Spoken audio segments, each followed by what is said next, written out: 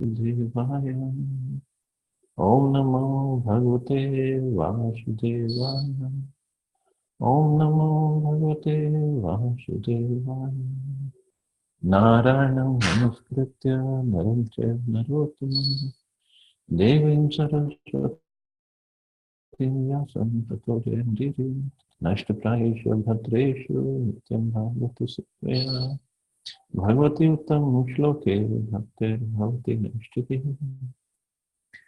So continuing with the discussion on Srimad Bhagavatam, first canto, 18th chapter, Maharaj Parikshit cursed by Brahmin boy, text number 20 onwards.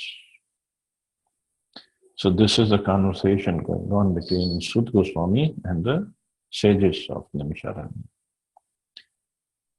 Etavatalam nanu suchitena guner samya tishayanasya hitvetaran prarthayato vibhutir yasankrirenu jushite anabhipso. It is now ascertained that he, the personality of Godhead, is unlimited and there is none equal to him. Consequently, no one can speak of him adequately. Great demigods cannot obtain the favor of goddess of fortune, even by prayers, but this very goddess renders service unto the Lord, although he is unwilling to have such service.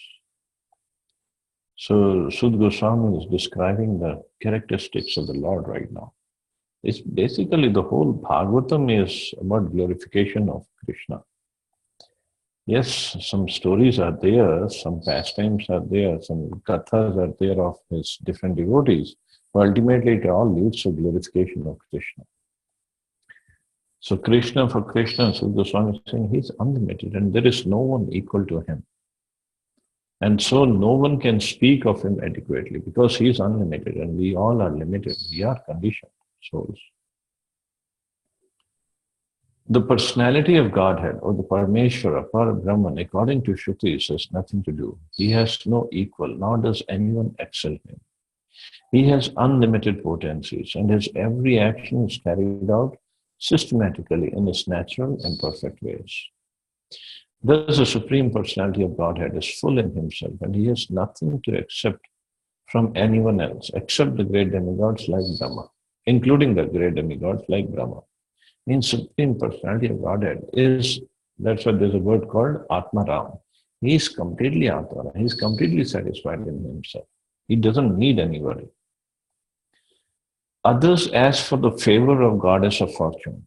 So we all ask for Lakshmi Ji's favor, especially now when Diwali comes. So Diwali day, everybody is going to worship Lakshmi Ji.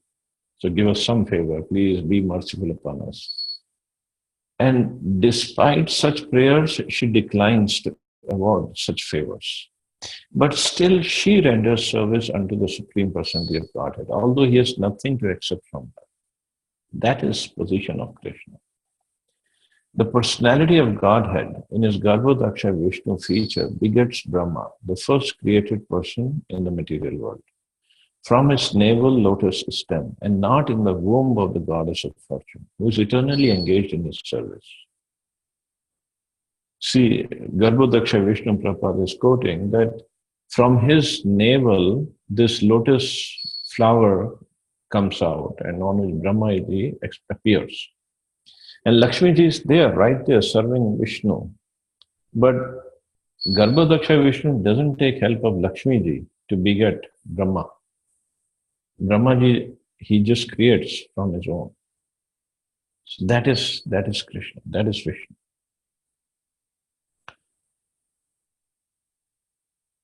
These are some of the instances of his complete independence and perfection. That he has nothing to do does not mean that he is impersonal or he has no emotions. He has all the feelings. He is transcendently so full of inconceivable potency. By his willing, everything is done without physical or personal endeavor. He is called therefore Yogeshwara, or the Lord of all mystic powers. So just by his desire that this thing should happen, the thing happens. He doesn't need help of anybody. Athapi yad padana khavasvishtam jagat virincho apharit arnambha sesham punati anyatam mukunda kunam loke bhagvat padartha. Who can be worthy of the name of the Supreme Lord but the personality of Godhead Shri Krishna? Brahmaji collected the water emanating from the nails of his feet in order to award it to Lord Shiva as a worshipful welcome.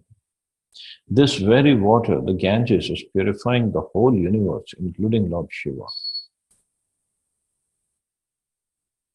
The conception of many gods in the Vedic literatures by the ignorant is completely wrong. The Lord is one without a second, but he expands himself in many ways.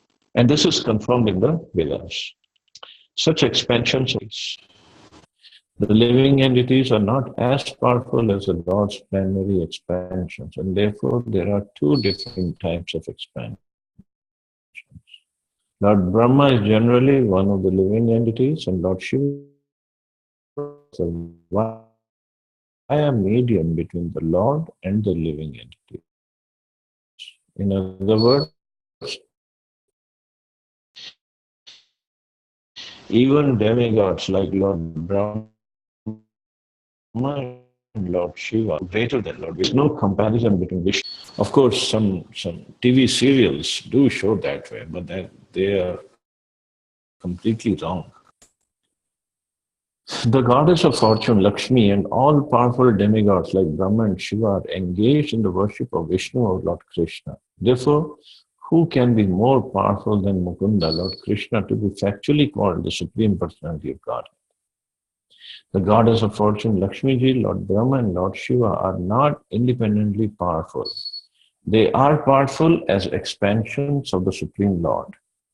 And all of them are engaged in the transcendental loving service of the Lord, and so also are the living entities.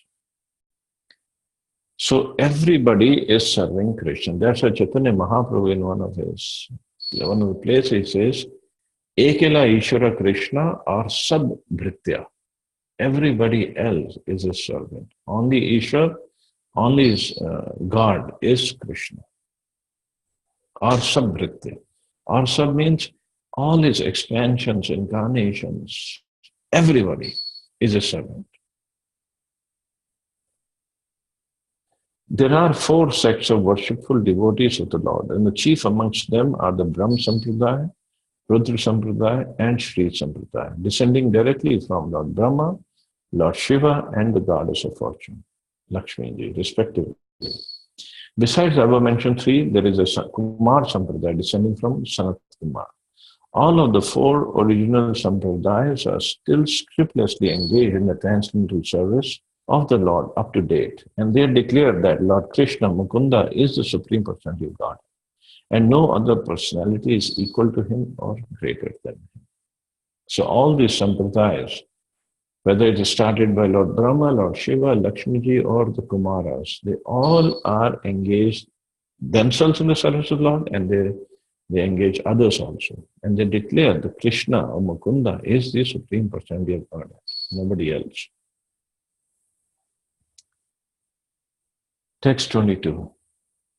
Yatra anurakta sahaseva dhira vyatoya dehadishu sura mulam sangha mulam bhajanti tat param hansyam antyam yasmin hanso akshamaha swadharmaha.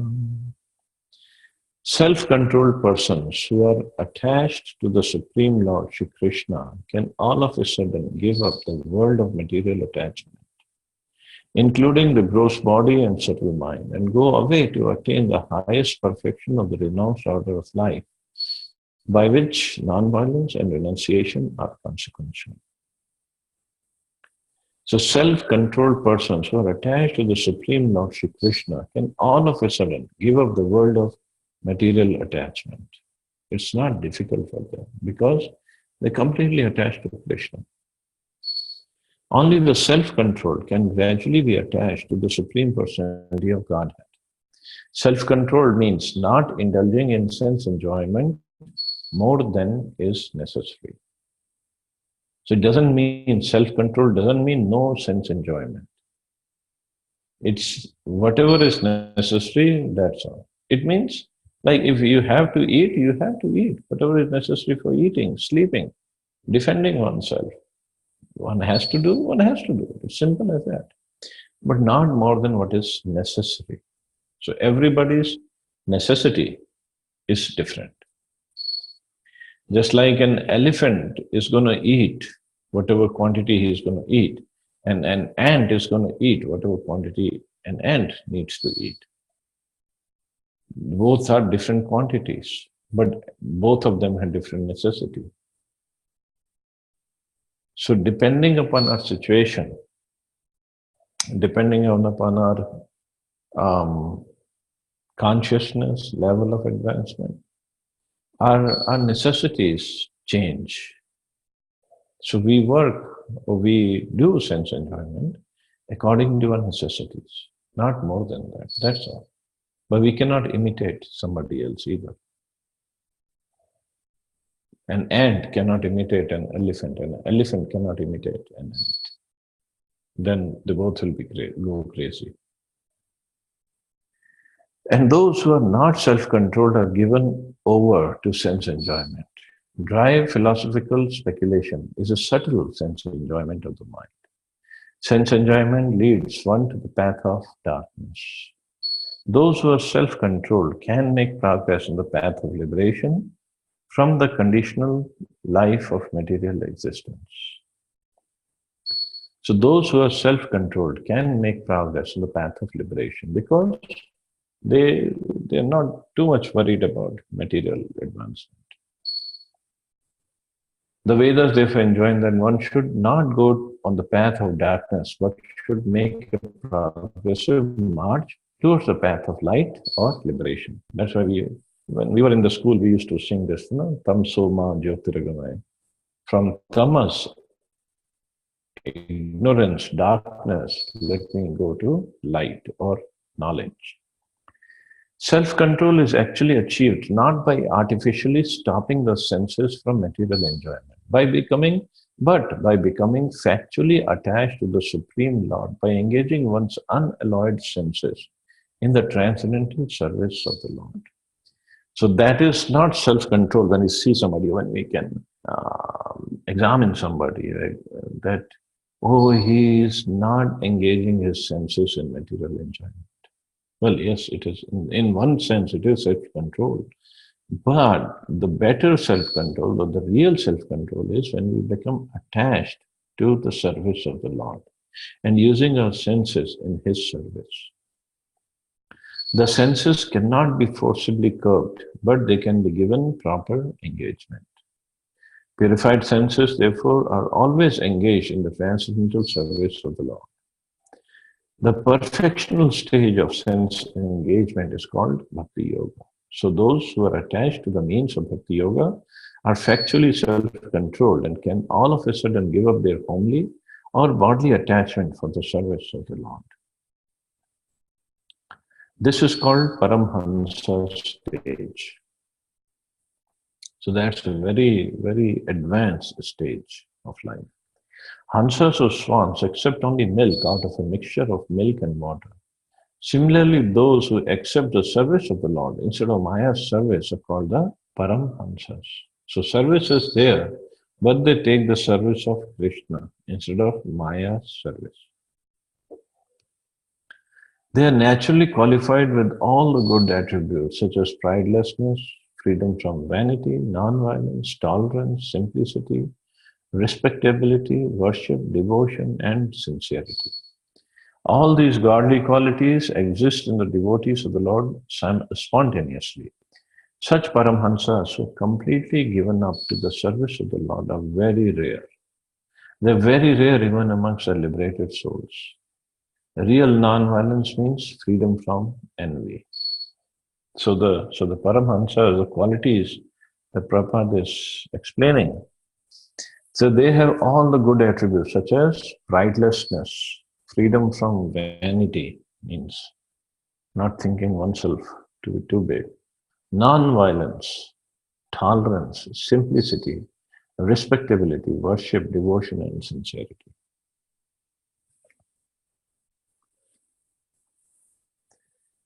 Real non-violence means freedom from envy. We talk about ahimsa parama dharma or ahimsa des, we want peace. But what is real non-violence means freedom from envy. So even in our mind, we don't commit violence against somebody. We don't we don't become envious, or uh, we don't desire any bad for the other person. That is real non-violence. In this world, everyone is envious of his fellow being, but a perfect Paramhansa, being completely given up to the service of the Lord, is perfectly non-envious. He loves every living being in relation with the Supreme Lord. Real renunciation means perfect dependence on God. So the envy, the real non-violence means freedom from envy. So in fact, that is a stage of Paramhansa that Prabhupada is explaining. Even higher than that stage is not just freedom from envy, but glorifying the other person out of pure heart, out of really sincerity. Glorify the other person who has more capabilities or qualities than us, instead of being envious and pulling him down to our level. So that is real non-violence, and that is real love for Krishna. Today I happened to post this quote that from Srila Prabhupada on our group, that love for Krishna means what? It means love for him, love for his qualities, love for his name, love for his devotees, love for his creation, everything. That means love for Krishna. So if we have real love for somebody, we cannot be envious of that person. We would always be glorifying that person. Love means to serve. Love means to nurture somebody. Love means to nourish somebody. That is love. So that means if we love somebody, if we really truly love Krishna, then we have to love his devotees. And loving his devotees means we serve his devotees. We want to nurture his devotees. We want to make them ensure that they also make progress. And everybody is a devotee of Krishna. That is real love for Krishna.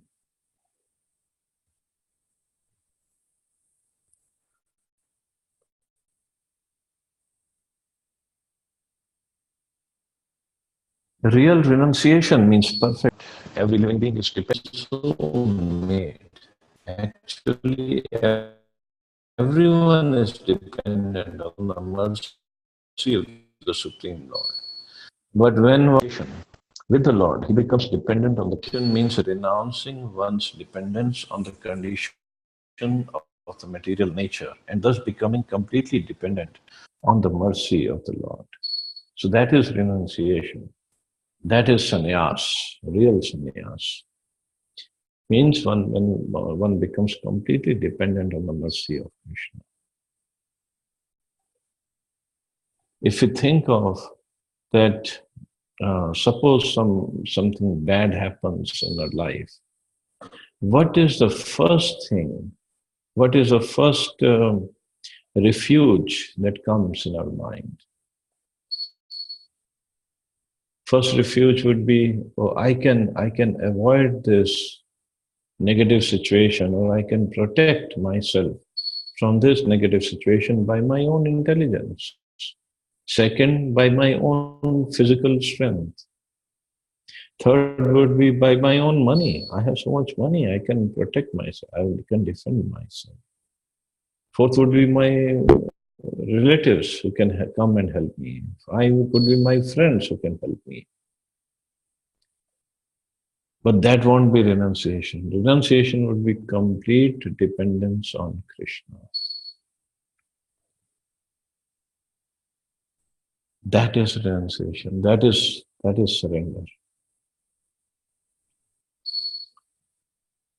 Real independence means complete faith in the mercy of the Lord without dependence on the conditions of matter.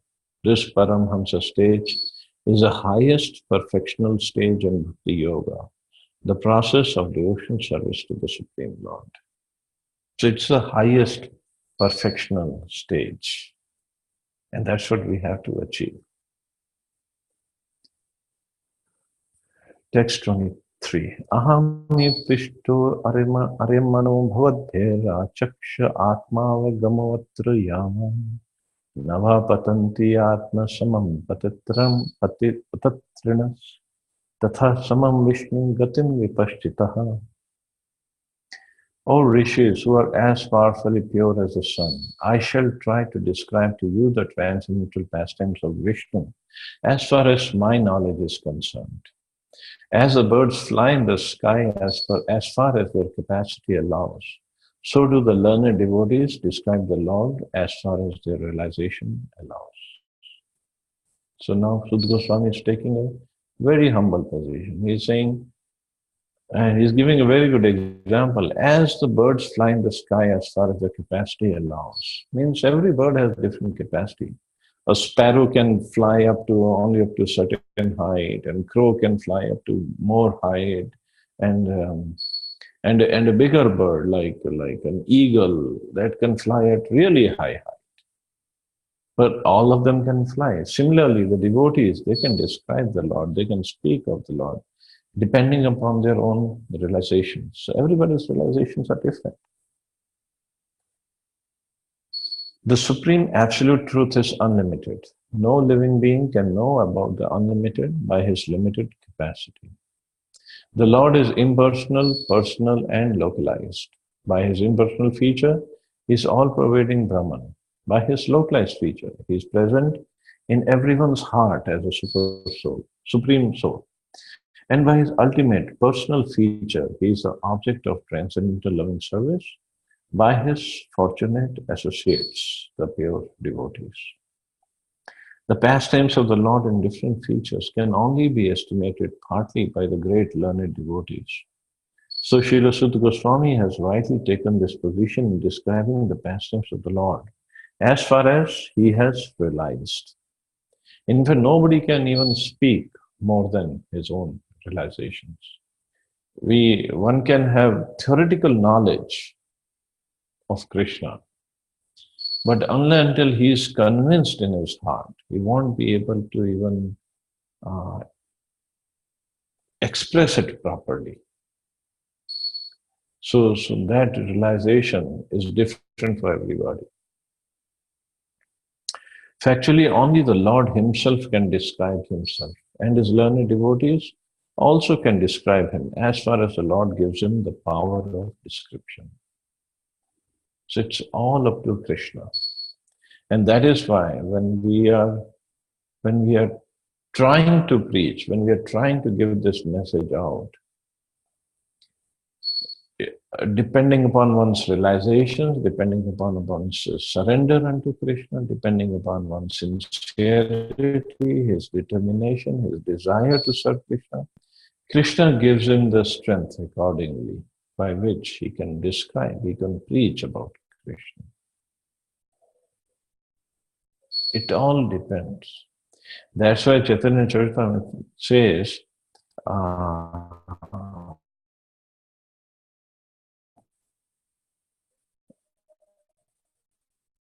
Krishna Kripa preach his message. So that's why, because Srila Prabhupada was fully surrendered to the words and his deeds of Krishna, to fulfill the words of his Guru Maharaj, he got so much of success when he came to the West. But his Guru Maharaj had given him the order in 1922, and he came to the West to preach in 1965.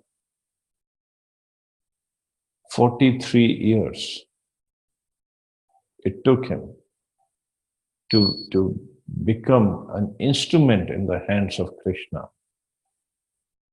So Krishna could take up this mission through Srila Prabhupada. It didn't happen overnight. His Guru Maharaj gave the order in 1922, and 1923 he packed his bags and came to America. No. So, point is, one has to become qualified, one has to surrender, one has to have this strong desire to fulfill the mission of Krishna. And then that realization, that conviction, that surrender makes Krishna work through that person the way he wants to work. So the point is, one should not get envious, because envy is the thing that will keep us bound in the material world. It's the last anartha in the heart to be removed. If we see somebody, if we see somebody more qualified, more dedicated, more devoted, doing his or her services in a much better way than we are, then we should understand he or she has done plenty of tapasya, plenty of surrender process. That is why Krishna is using him or her in this way. And then we should be even we should get even proud of that person. We should be grateful to that person for setting an example for us. We should be thankful to him. That yes, if we also surrender, Krishna can use us also. If we become envious of somebody who's more advanced than the shloka Krishna Shakti Vina Nahi Tara Pravartan, then we are ourselves making bereft of Krishna's Shakti, Krishna's mercy. Because then in one way we are saying, oh Krishna, you don't know any better. Why you are giving your mercy or your energy or your potency to this person? I know better, you should give it to me. No, Krishna knows everything. He's perfect in his judgment, in his decisions. So all we have to do is abide by his decisions. And in fact, be thankful to him. And then when we are qualified, when we are ready for that mercy to work through us, Krishna will send the mercy to work through us. It's not difficult for him. He can do anything. But that is real non-violence also, not becoming envious of anybody. So anyway, I'll stop here because from text 24-25, the new theme will start. So any questions or comments?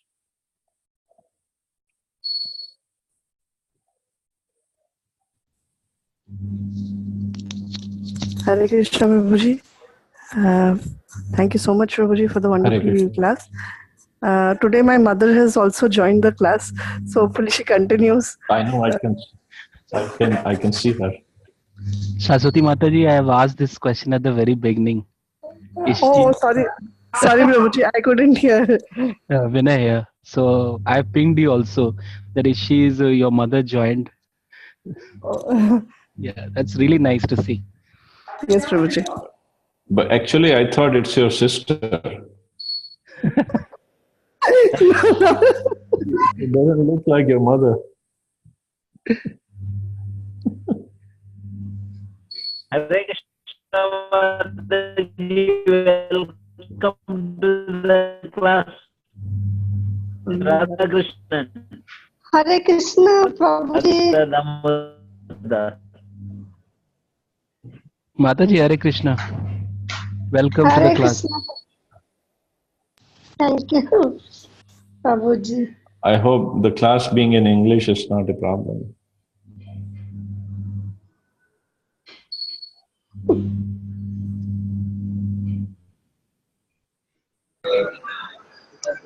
Hare Krishna, Prabhuji. Prabhuji, I have one question to ask. Hare Krishna. Yes. Prabhuji, when we have started the class, the first verse we have read, it says that where it is written that we worship Goddess Lakshmi, but still she refuses our she refused. She doesn't accept our services. However, she renders service to the Lord Hari. Now, I'm not able to understand this part. I mean, No, it is said that others ask for the favor of goddess of fortune, and despite such prayers, she declines to award such favors. I mean, she doesn't give fulfill the moment we ask for it. But at the same time, she is trying to serve Krishna, and Krishna, she renders service, but although he has nothing to accept from her. Means Krishna is Atmaram or Vishnuji is Atmaram. But it's all because of their reciprocation, he accepts the service. Just like us, we devotees, or we are trying to be devotees, Krishna doesn't need our service. It's our need that we serve him. He accepts our service to Srila Prabhupada's movement. And because of Krishna's special affection for Srila Prabhupada, he is accepting whatever services we do. I hope he is accepting, or he is at least allowing us to do services, continue to do the services. That's all. But it means that Krishna is Atmaram. He is self-satisfied. He doesn't need anyone. Is it okay? yes, Prabhuji, thank you so much. Okay, thank you. Hare Krishna Prabhuji, one silly question. When we use Hari Hari, when we use Hari Bol, when we use Hari Krishna, these terms I have seen devotees using many times. But what is the context of using these terms? In what context?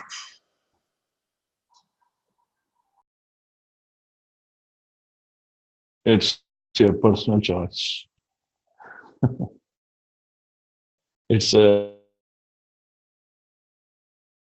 people generally is when either we are in the kirtan or well, it's your personal choice, you can say. Okay, Prabhuji. Thank you. Hare Krishna. Thank It was you. very nice Hare class. Krishna. Thank you. Jai Shri Radha Shyam. Hare Krishna. Thank you, Prabhuji.